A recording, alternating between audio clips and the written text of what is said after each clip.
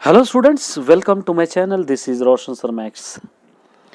My dear students, एस7 के लिए हम तैयारी कर रहे हैं। आप सभी जानते हैं, मैंने आप सभी से कहा था कि अक्टूबर 1 से मैं रिवीजन स्टार्ट करूंगा मैथमेटिक्स और तेलुगु का, और साथ ही साथ ग्रामर भी अपलोड करूंगा और ऑब्जेक्टिव भी अपलोड करूंगा और उसी तरह सैम्पल पेपर्स भी अपलोड करूंगा 1 से।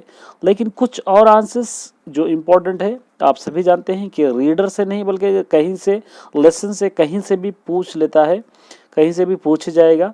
इसके लिए हमको हर तरीके से रेडी रहना होगा आंसर्स लिखने के लिए। जब हम लेसन समझेंगे तो कॉन्सेप्ट अच्छा हमारे जहन में बैठेगा, दिमाग में बैठेगा, तो हम समझेंगे, वो अंडरस्टैंड अच्छी तरह होगा। तो कहीं से भी अगर क्वेश्चन पूछा जाएगा तो हम उसको लिख पाएंगे। तो हम चदुवकुंदाम इस लेसन के, या चदुवुदाम भी हो सकता है, इस लेसन के हम देखेंगे कि कौन से आंसर्स हमको पूछे जा सकते हैं रीडर के बिना। देखिए यहाँ पर दिया गया है, परीक्षा कोसम चदवरसना, मतलब एक्स्ट्रा क्वेश्चंस आप एग्जाम के लिए पढ़ने के लिए यहाँ पर दिया गया है। तो ये आंसर्स भी अगर हम पढ़ेंगे तो कहीं से भी पूछा जा सकता है। अब ये तो आपको पता है, दाशरथी कृष्णमाचार्य गुरिंची रायंडी, दाशरथी कृष्णमाचार्य के बारे में आपको लिखना है। ये इंट्रोडक्शन है, आपको लेसन में फर्स्ट में मिल जाएगा। इसको मैं अभी टिक नहीं करा रहा हूँ, ये याद करना ही आपको है। चलिए अब यहाँ से देखिए ये क्वेश्चन, దేశాన్ని రక్షించగా కాసేబోసే నడుద్దాం అని कवि అనడంలో आंतर्यम ఏమిటి।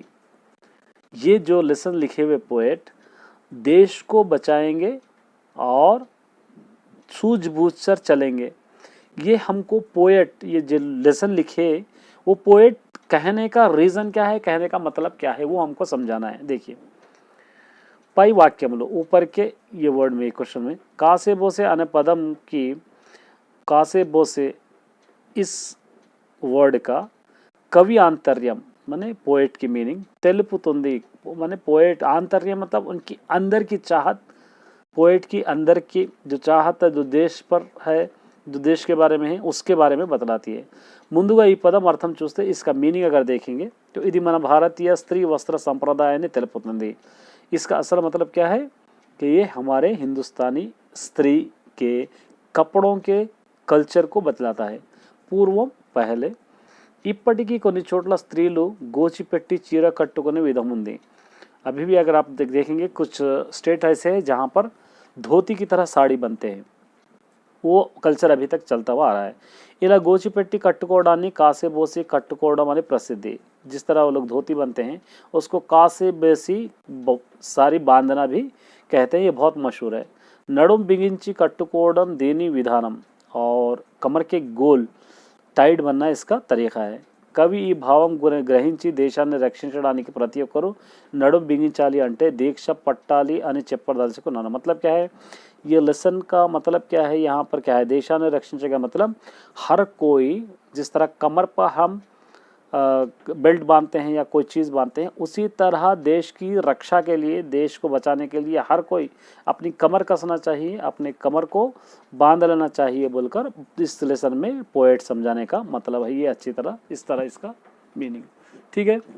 एक है भी। अब देखिए यहाँ पर, ये तो खैर छोड़ दीजिए, एक देखिए, కరువు కాటకాలు లేని కాలాలు వెతుకుదాం అంటే ఏమిటి। किसी चीज़ की कमी नहीं रहे जैसा उस वक्त को ढूंढेंगे का मतलब क्या है। ये ऑलरेडी आपको क्वेश्चन लेसन में मिल जाएगा, और लेसन में आपको करवु काटकालु अंटे एमिटी आपने पढ़ा है। देखिए यहाँ पे करवु काटकालु, इसको बदल कर यहाँ पर दिया है, इस तरह दिया है, तो इसको हम पढ़ेंगे। देखिए करवु काटक माने पदालो क्षाम माने अर्थम, करवु माने किसी चीज़ की कमी होना, नहीं मिलना, खाद जो कहते हैं हम लोग, काटक माने मुसीबत, अने पदाలకు इस वर्ड्स का क्षामम अनि अर्थम, मुसीबत का मतलब, क्षामम का मतलब मुसीबत का मीनिंग है।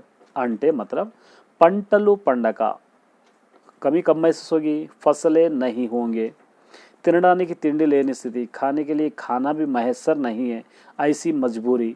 इस स्थिति నుండి, इस ऐसे सिचुएशन से, बैठा पड़ी बाहर निकल कर, माने उस सिचुएशन से बाहर आ जाना। पंटलो पंडटाने की, फसलें उगाने के लिए, కావలసిన పరిస్థితులు, फसलें उगाने के लिए बनने वाले सिचुएशंस, వచ్చే वातावरणाన్ని, आने वाले वेदर को, మనం సిద్ధపరచుకోవాలి, हम तैयार कर लेना चाहिए।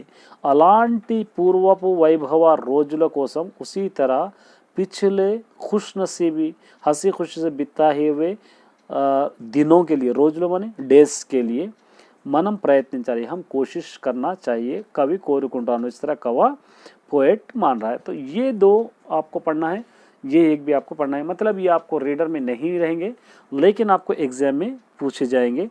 तो इस तरह आप क्या करेंगे, लेसन्स आपको कॉन्सेप्ट वाइज भी आंसर्स याद करेंगे। मैं इस तरह एक एक 3 हमको 4 लेसन्स है, मैं आसानी से अपलोड करने की कोशिश करूँगा और उम्मीद करता हूँ कि आप साथ बने रहिए और एक अलग से नोटबुक बना के इनको लिखिए। ऑल द बेस्ट सभी स्टूडेंट्स को। उम्मीद करता हूँ कि आपको वीडियो अच्छा लगा होगा।